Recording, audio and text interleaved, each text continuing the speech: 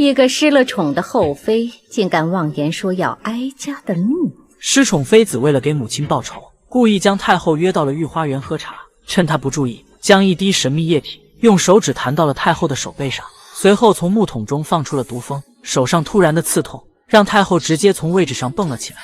你给我下的是什么毒？你给我母后下什么毒，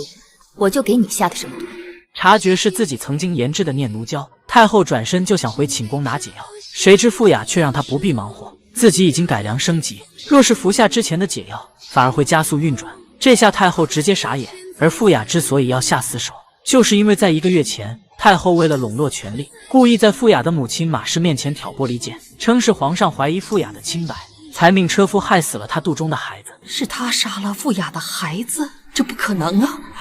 一想到女儿失去孩子痛苦的日子，马氏当即要去找皇上理论，丝毫没注意到太后